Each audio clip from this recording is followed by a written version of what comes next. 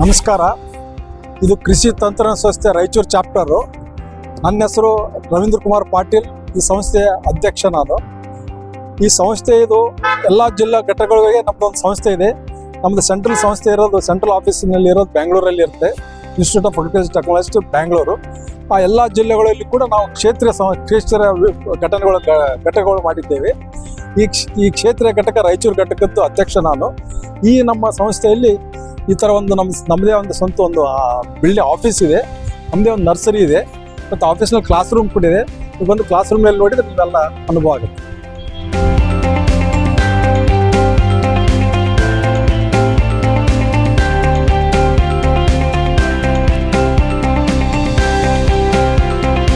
ಈಗ ನಮ್ಮ ಸಂಸ್ಥೆಯಲ್ಲಿ ಇದು ಅಲ್ಯೂಮಿನಿ ಆಫ್ ಅಗ್ರಿಕಲ್ಚರ್ ಗ್ರಾಜ್ಯುಯೇಟ್ಸ್, ಅದೆಲ್ಲ ಅಗ್ರಿಕಲ್ಚರ್ ಗ್ರಾಜ್ಯುಯೇಟ್ಸ್ ಅಂತ ಅಲ್ಯೂಮಿನಿ. ಯಾವ ಥರ ಮೆಡಿಕಲ್ದವ್ರ ಅಸೋಸಿಯೇಷನ್, ಇಂಜಿನಿಯರ್ ಅಸೋಸಿಯೇಷನ್, ವಕೀಲರು ಬಾರ್ ಅಸೋಸಿಯೇಷನ್, ಆ ಥರ ಅಗ್ರಿಕಲ್ಚರ್ ಗ್ರಾಜ್ಯುಯೇಟ್ಸ್ ಮತ್ತು ಅದಕ್ಕೆ ಸಂಬಂಧಪಟ್ಟ ಹಾರ್ಟಿಕಲ್ಚರ್, ವೆಟರ್ನರಿ ಎಲ್ಲ ಥರ graduates, technical based on farm, ಒಕ್ಕಲ್ತನಕ್ಕೆ ಸಂಬಂಧಪಟ್ಟ ತಾಂತ್ರಿಕ ವಿದ್ಯಾರ್ಥಿಗಳ ಅಥವಾ ಅವ್ರು ಮುಗಿಸಿದ ಕೋರ್ಸ್ ಇದೆ. ಇದು ಅಲ್ಯೂಮಿನಿ ಆಫೀಸ್. ಇದೇನು ಮಾಡಿ, ಇದು ಬೆಂಗಳೂರಲ್ಲಿ ನಾವು 1968 ಸ್ಟಾರ್ಟ್ ಆಗಿದೆ. ಇದ್ರ ಮೂಲ ಉದ್ದೇಶ ಏನು?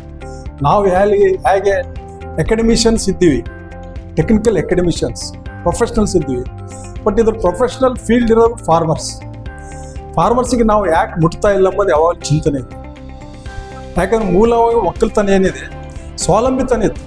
ಮನೆಯಲ್ಲಿ ಅವನ ರೈತ ತಾನೇ ದುಡಿಮೆ ಮಾಡ್ತಿದ್ದ, ತಾನೇ ಲೇಬರ್ ಆಗಿರ್ತಿದ್ದ, ತಾನೇ ಆಳಾಗ್ತಿದ್ದ, ತನ್ನೆಲ್ಲ ಸ್ವಂತ ಜೋಳ ಕಾಳು ಬೀಜಗಳು ಇರ್ತಿದ್ದು, ತನ್ನ ಮನೆಯಲ್ಲಿದ್ದಂಥ ಆಕಳ ಎಮ್ಮೆಂದು ಗೊಬ್ಬರ ತಗೊಂತಿದ್ದ. ಹೀಗಾಗಿ ಅವನು ಹೊರಗಡೆ ಯಾವ ಥರದೂ ಡಿಪೆಂಡೆನ್ಸ್ ಇರಲಿಲ್ಲ, ತಂದೆ ಒಂದು ಸ್ವಾವಲಂಬಿ ಆಗಿದ್ದ. ಆದರೆ ಯಾವಾಗ ನಾವು ಗ್ರೀನ್ ರೆವಲ್ಯೂಷನ್ ಮತ್ತು ಯಾವಾಗ ಹೊಸ ತಾಂತ್ರಿಕತೆಗಳು ಬಂದು, ಹೈಬ್ರಿಡ್ಸ್ ಬಂದು, ಹೊಸ ಇವು ಬಂದು ಎಲ್ಲ, ಅವಾಗ ರೈತ ಹೊರಗಡೆ ನೋಡ್ಬೇಕಾಯ್ತು. ಹೊರಗಡೆ ಅವನಿಗೆ ಉದ್ದೇಶಪೂರ್ವಕವಾಗಿ ಅವನಿಗೆ ತನ್ನ ಸ್ವಂತ ಸ್ವದೇಶಗಳು ಬಿಟ್ಟು ಎಲ್ಲ ನಾವು ಹೈಬ್ರಿಡ್ಸು ಇವು ಬೇರೆ ಬೇರೆ ಉಪಯೋಗಿಸಿ ಅದಕ್ಕೆ ರೆಸ್ಪಾನ್ಸ್ ಕೊಡೋಂಥ ನ್ಯೂಟ್ರಿಷನ್ ಗೊಬ್ಬರಗಳು ಮತ್ತು ಹೊಸ ಕೀಟನಾಟಗಳು ಬಂದ್ಕೊಳ್ಳೋ ಹೊಸ ತಾಂತ್ರಿಕತೆಗಳು ಅವೆಲ್ಲ ಬಂದು ರೈತ ಇವಾಗ ಮೂಲವಾಗಿ ಹೊರಗಡೆ ಪೂರ್ಣ ಡಿಪೆಂಡೆಂಟ್ ಆಗಿದ್ದಾನೆ, ಅವಲಂಬಿತ ಆಗಿದ್ದಾನೆ.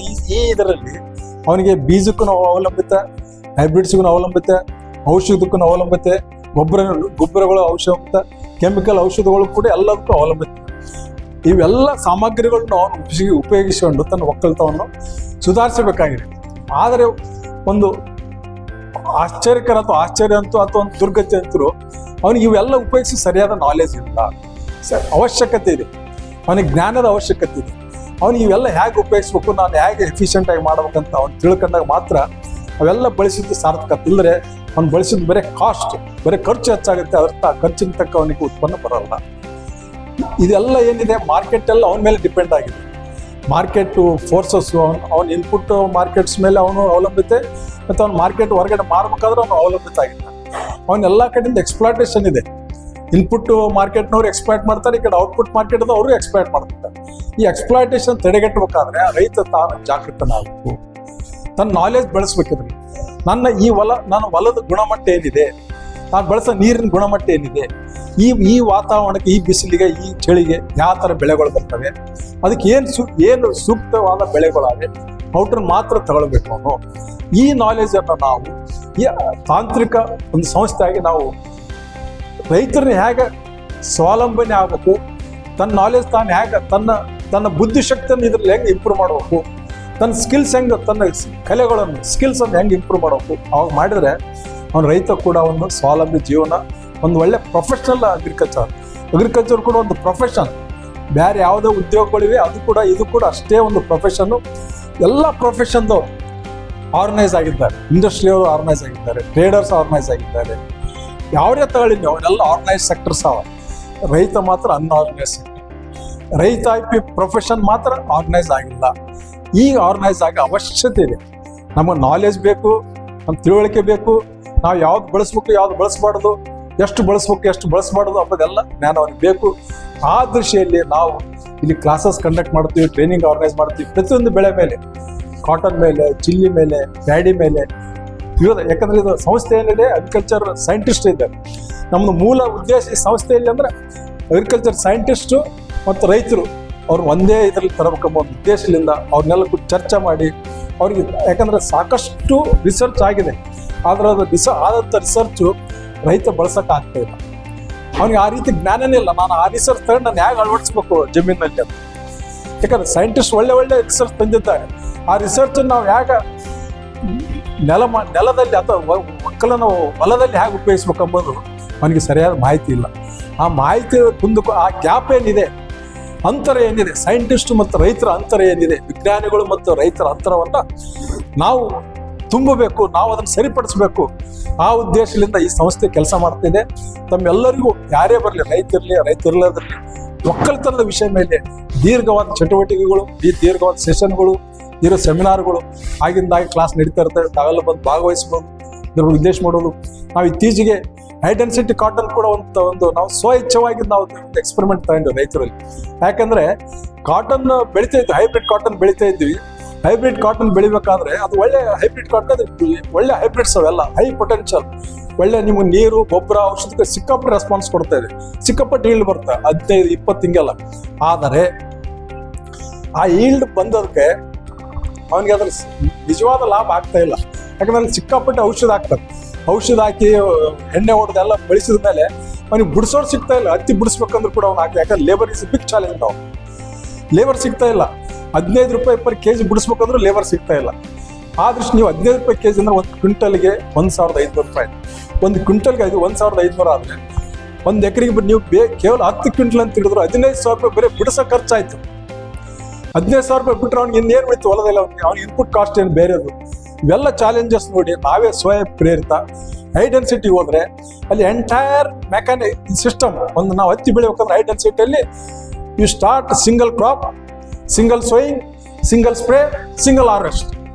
ಈ ಕಾನ್ಸೆಪ್ಟ್ ಮೇಲೆ ಹೋಗ್ತಾ ಇದ್ದೀವಿ ನಾವು. ಹೈ ಡೆನ್ಸಿಟಿ ಅಂದ್ರೆ ಪಾಪ್ಯುಲೇಷನ್ ಜಾಸ್ತಿ ಮಾಡೋದು, ಅದೇ ಖರ್ಚು ಅವನಿಗೆ.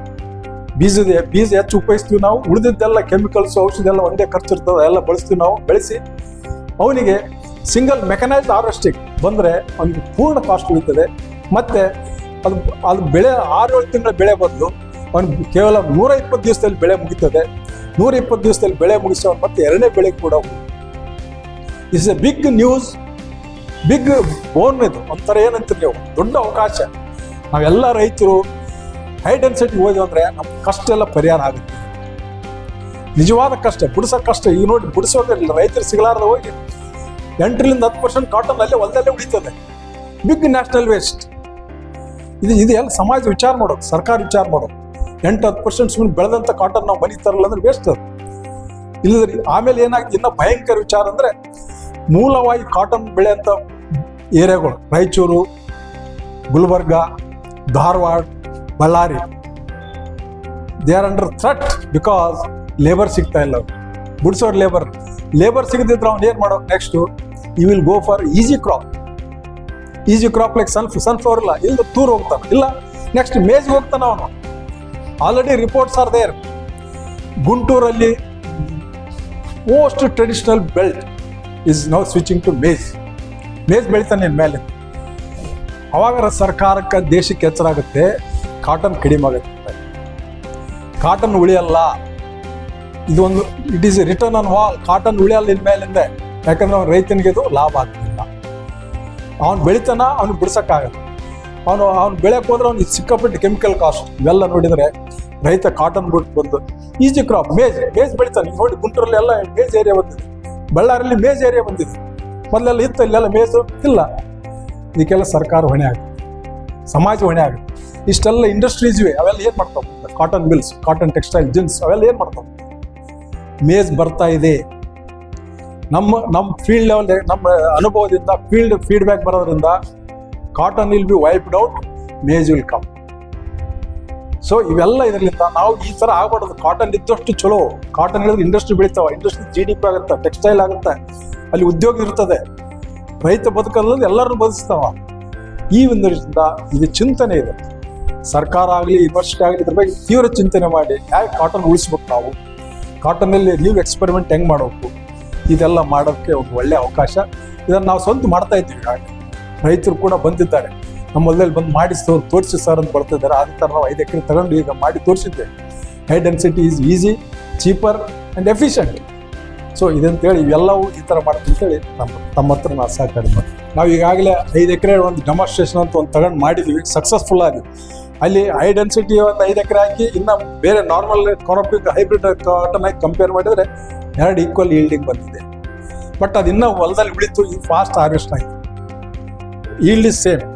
ಇದು ಹೈ ಡೆನ್ಸಿಟಿದು ಹಾರ್ವೆಸ್ಟ್ ಮಾಡಿ ನಾವು ಕಡಲೆ ಬೀಜ ಹಾಕಿದ್ವಿ, ಕಡಲೆ ಕೂಡ ಚೆನ್ನಾಗಿ ಬಂದಿದೆ. ಅದೇ ರೀತಿ ಈ ವರ್ಷ ಎಲ್ಲ ಕಡೆ ಆಗ್ತಾ ಇದ್ವಿ ನಾವು.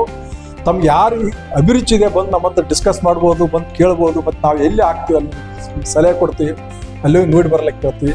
ಮತ್ತೆಲ್ಲ ಕಾಟನ್ ಇಂಡಸ್ಟ್ರಿ ಕೂಡ ಒಂದು ವೇಕಿಂಗ್ ಕಾಲ್ ಇದು. ನೀವು ಕಾಟನ್ ಸಪೋರ್ಟ್ ಮಾಡೋದಿದ್ರೆ cotton bowing out. High density ಏನು ಸಪೋರ್ಟ್ ಮಾಡೋಕೆ ಮಾಡಿ ನಿಮ್ಮ ಕಾಟನ್ ಉಳಿಸಿ, ನಿಮ್ಮ ಮಿಲ್ಸ್ ಉಳಿಸಿ, ನಿಮ್ಮ ಜಿನ್ನಿಂಗ್ ಫ್ಯಾಕ್ಟ್ರಿ ಉಳಿಸಿ, ಕಾಟನ್ ಇಂಡಸ್ಟ್ರಿ ಉಳಿಸಿ. ಇಲ್ಲಾಂದ್ರೆ ಭಾಳ ಕಷ್ಟ ಆಗುತ್ತೆ. ಯಾರಾದ್ರೂ ರೈತರು ಅಥವಾ ವರ್ತಕರು, ಇಂಡಸ್ಟ್ರಿಯಲಿಸ್ಟು ರೈತರಿಗೆ ಸಪೋರ್ಟ್ ಮಾಡೋಕೆ, ರೈತರಿಗೆ ತಿಳುವಳಿಕೆ ಕೊಡುವಾಗ ತಾವು ಭಾಗವಹಿಸಿದ್ರೆ ನಮ್ಮಲ್ಲಿ ಬರ್ಬೋದು, ರೈತರು ಕೂಡ ಬರ್ಬೋದು. ನಮ್ಮದು ಲಿಂಗಸೂರು ರೋಡ್ನಲ್ಲಿ ಕೃಷಿ ತಂತ್ರ ಸಂಸ್ಥೆ, IIT ಇನ್ಸ್ಟಿಟ್ಯೂಟ್ ಆಫ್ ಟೆಕ್ನಾಲಜಿ ಅಂತ ಒಂದು ಒಳ್ಳೆ ಸಂಸ್ಥೆ ಇದೆ. ಹಳೆ ಚೆಕ್ ಪೋಸ್ಟ್ ಹತ್ರ ಒಂದು ಇಂಡಿಪೆಂಡೆಂಟ್ ಬಿಲ್ಡಿಂಗ್ ಇದೆ, ಕ್ಲಾಸ್ ರೂಮ್ ಇದೆ. ತಾವು ಬರ್ಬೋದು, ನಮ್ಮ ಜೊತೆ ಚರ್ಚೆ ಮಾಡ್ಬೋದು. ಮತ್ತು ಎಲ್ಲೆಲ್ಲಿ ರೈತರು ಹಳ್ಳಿಯಲ್ಲಿ ನಾವು ಚರ್ಚೆ ಮಾಡೋಕ್ಕೂ ಅಲ್ಲಿ ಹಳ್ಳಿಯಲ್ಲಿ ಗುಡಿಯಲ್ಲಿ 20-30 ರೈತರು ಕುಂತು ಒಂದೇ ಕಡೆ ಕುಂತು ಮಾಡಿದ್ರೆ ನಾವೇ ಬಂದು ಅಲ್ಲಿ ಅವ್ರ ಹತ್ರ ಚರ್ಚೆ ಮಾಡ್ತೀವಿ. ನಾವು ಬಂದು ನಮ್ಮಲ್ಲಿ ಹೇಳ್ಬೇಕು ಯಾವ ಥರ ಎಲ್ಲಿದ್ದಾರೆ, ಏನಿದ್ದಾರೆ, ಯಾರು ಬರ್ತಾರೆ ಅಂತ ನಮಗೆ ಸಹಕಾರ ಕೊಟ್ಟರೆ ನಾವು ಸಹಕಾರ ಕೊಟ್ಟು ನಮ್ಮ ತಿಳುವಳಿಕೆ ಮಟ್ಟ ಏನಿದೆ ಅವರೆಲ್ಲ ಹಂಚಿಕೊಳ್ತೀವಿ ನಾವು. ರೈತರು ಈಗ ಎಚ್ಚರ ಆಗ್ಬೇಕು, ರೈತರು ತಿಳ್ಕೊಬೇಕು. ಹಳೆಯ ರೈತರ ಕಾಲ ಹೋಯ್ತೀಗ, ಮೊದಲು ಒಕ್ಕಲ್ತನ ಹೋಯ್ತೀಗ. ಈಗೆಲ್ಲ ನ್ಯೂ ಟೆಕ್ನಾಲಜಿ ಒಕ್ಕಲ್ತನ ಬಂದಿದೆ. ಹೊಸ ಜನಾಂಗ ಈ ಒಕ್ಕಲ್ತನ ಹೇಗೆ ಮಾಡಬೇಕು ಅಂತ ತಿಳ್ಕೊಂಡು ಅದ್ರಲ್ಲಿ ಮುಂದೆ ಹೋಗ್ತೀವಿ. Okay, thank you.